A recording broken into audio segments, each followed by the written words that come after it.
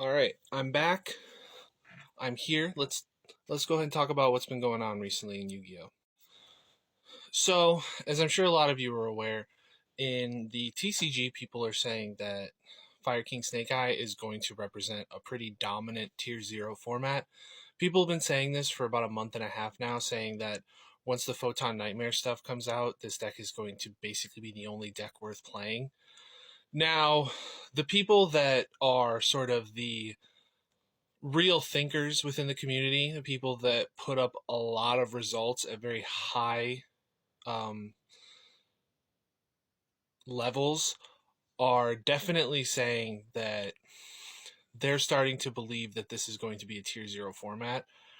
I'm still a little skeptical, as the results that we've been getting from this past weekend have all been pretty easy to dismiss, as the two big tournaments that people are pulling from that are seeing huge amounts of Fire King turnout in Top Cut are the 3v3 YCS, I believe it was in South America, and the Undisputed UDS Championship, which was done as part of the quarter century celebration by Konami.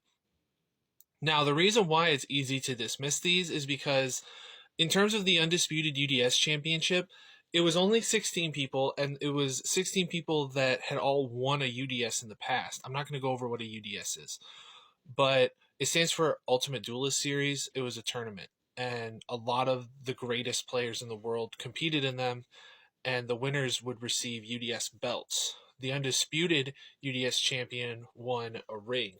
I won't spoil who won, but I will say I saw the last bit of the finals and it was awesome. But that tournament was basically dominated by Fire King. If you weren't playing Fire King, then you were probably losing. There was a point in time where people thought that Flu would go all the way, but unfortunately, Flu did not make top four. But you have to understand that, again, it's a 16-person tournament. The competition of this tournament is insane, but it's a 16-person tournament.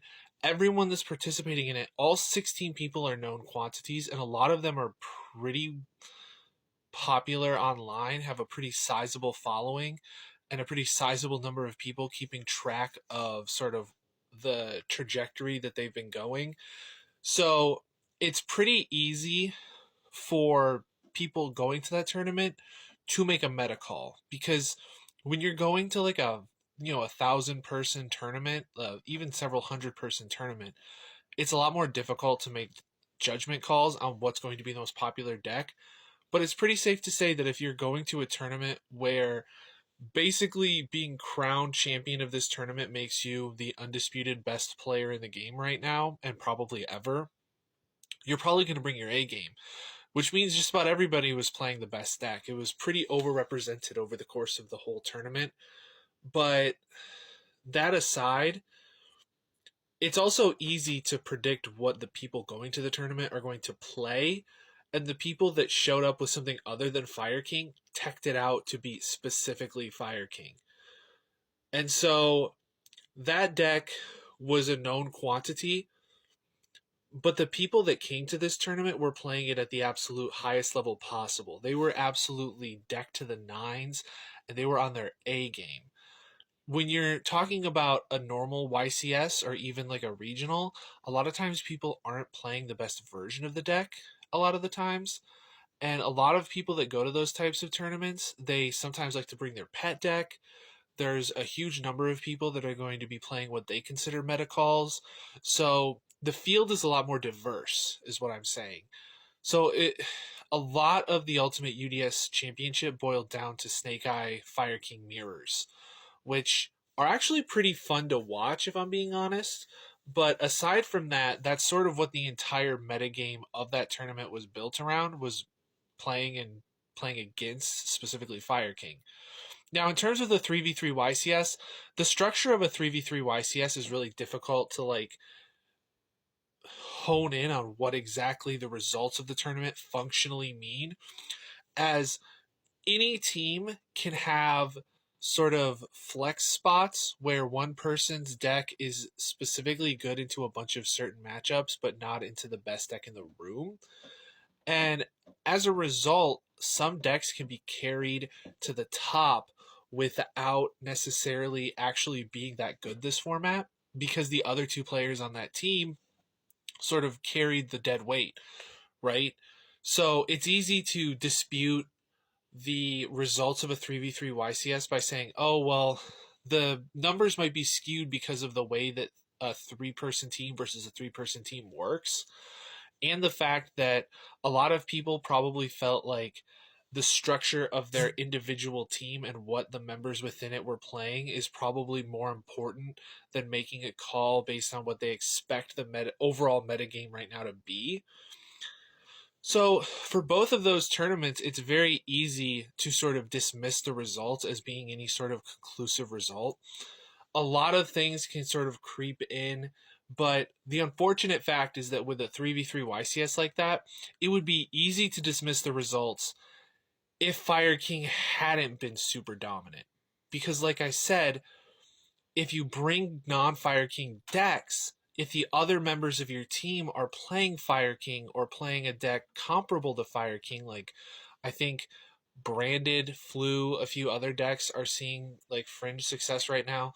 If you're playing something that isn't necessarily as good, but your other teammates are playing something far better, and you have the ability to sort of cheese wins against certain types of decks, then your team can end up doing really well, even though your deck didn't have a very good showing at the tournament. That being said, Fire King made up a huge chunk of top cut. I don't know the exact numbers yet. I think Lampy yugioh was posting the results in real time as people's lists were coming in after Top Cut was announced, and I think he had 28 of the top 32 or something like that, or maybe it was top 64.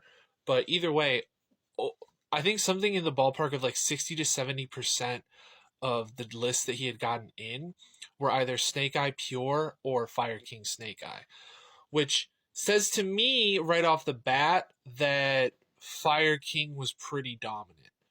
It might just be that the non-Fire King decks hadn't got the results in. I haven't had a chance to check to see if he put more results in, but that sort of says to me that it's probably better than people are anticipating. Because, like I said, in a 3v3 setting, it's really easy for bad decks to slip into Top Cut simply because the team was really good or the player playing it was really good. So we'll have to see how that ends up panning out. I think we have another 3v3 coming up in Vegas. So we'll see how that one turns out. I think there's a normal YCS happening in Europe soon, either this coming weekend or the next weekend. So hopefully we can start to see some more definitive results, maybe see just how dominant the Fire deck is. But I will say, I've been seeing a lot of people on Twitter and on YouTube talking about what decks are going to be good this format. And I'm getting this really dreadful feeling that anybody saying any deck other than Snake Eye Fire King is good is coping. There was, I think it was Abyss that was talking about Runic Live Twin Sprite, saying that that was a really good meta call this format. But I've also seen a lot of people say that Water is a really good meta call this format, the Atlantean Mermail deck, the one that hand loops. And I've been seeing a lot of people saying that Branded is really good this format. But if you saw any of the Ultimate UDS Championship, you know that Snake Eye drew one of the worst hands the deck can produce against a Branded hand that was like top 5% of Branded hands, and Branded got it handed to them. Like, Snake Eye completely decimated them. And this is two players that had won UDSs. So it's not a matter of the Branded player being less skilled than the Snake Eye player. They are basically at functionally the same skill level. So in that sense, this tournament has really shown that Snake Eye is dominant in all the ways that normally tournaments like this would be easily dispute.